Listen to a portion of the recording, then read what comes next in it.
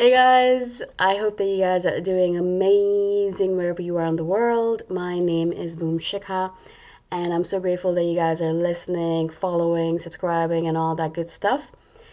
In this one, I wanted to speak to you guys about healing yourself using meditation. It's something that I'm actually really just experimenting with at the moment, and so I just wanted to kind of share with you guys what I do because I thought it might be interesting for you to try it yourself as well. And maybe perhaps you're already doing that. And so it'd be really interesting to share stories about how all of us are healing ourselves using meditation. Now, of course, I'm not a doctor, and I'm not saying that we do not need doctors or that we do not need allopathic medicine. I mean, I'm not saying homeopathy is the only way or natural medicine is the only way. You definitely need surgery in a lot of cases. If you've broken an arm, you're not going to heal it by the power of your mind.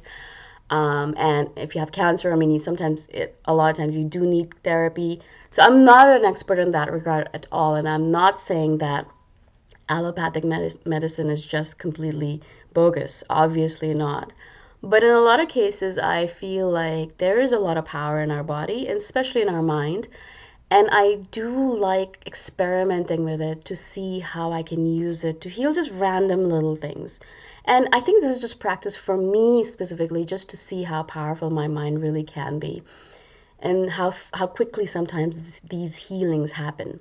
Now, I'm just really talking about physical healing. So if you have a wound or a bruise or things like that, to use your healing powers on that. But of course, people have healed so many different things using the power of their mind, the power of meditation. I've heard stories, and I'm sure you have as well, where people heal their cancer using the power of their mind, or by meditating, or by using laughter yoga, um, using laughing as a medicine, right? Or people who have gone vegan and gotten rid of all their diseases in terms of diabetes or heart disease or MS or things like that. So there's many stories out there, and I implore you guys to go and do your own research.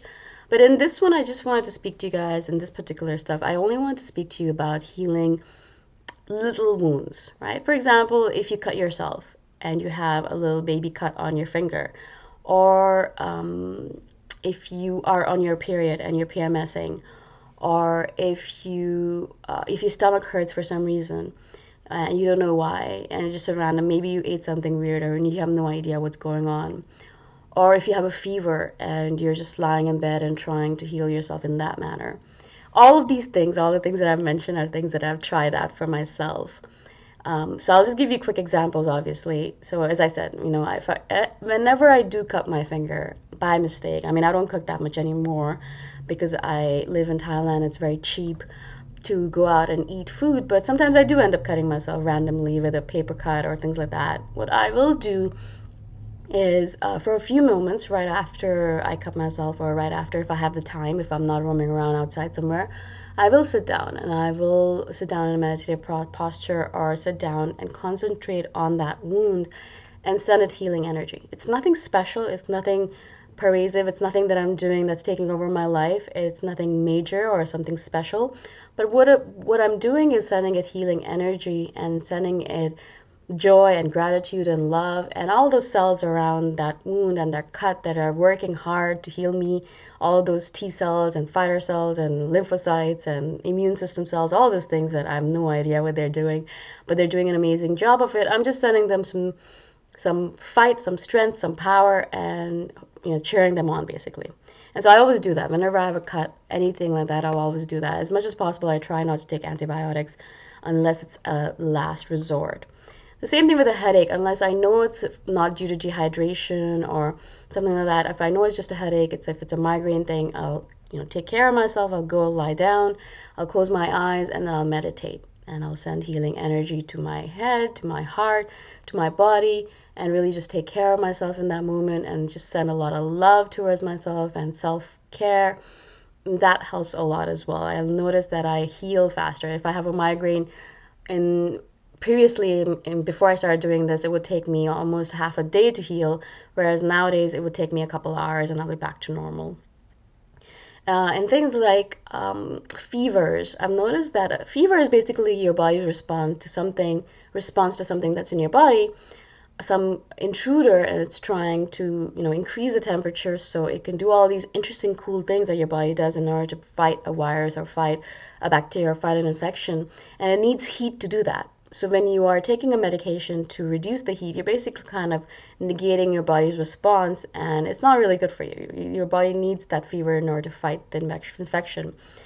Of course, if you have to go to work, things like that, you have to take the medication. But if you are at home, I recommend that if you have a fever, or if your body's feeling hot in any way, or if you're PMSing and your stomach hurts crazily, then I do recommend that you take the time to heal in that manner. So what I will do is I'll lie down, I'll heal myself in a lot of different ways. I'll do the fluids, and I'll eat good food, and I'll take the vitamin C and all that.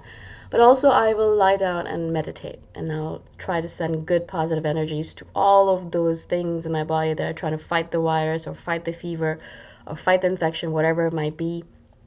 A couple of months ago, October 31st, I had dengue fever, and I was sick in bed for 2 weeks. I was sick in bed for a week, and then I was like, all right, I need to do some work. And so I was in bed, I had a really high fever, I was dehydrated, but I spent a lot of that time, even though it was really tiresome and I slept a lot.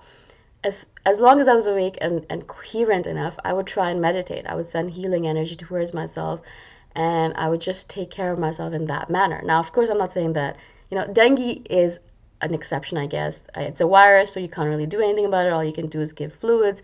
So there's no medication you can take for it. Antibiotics won't work.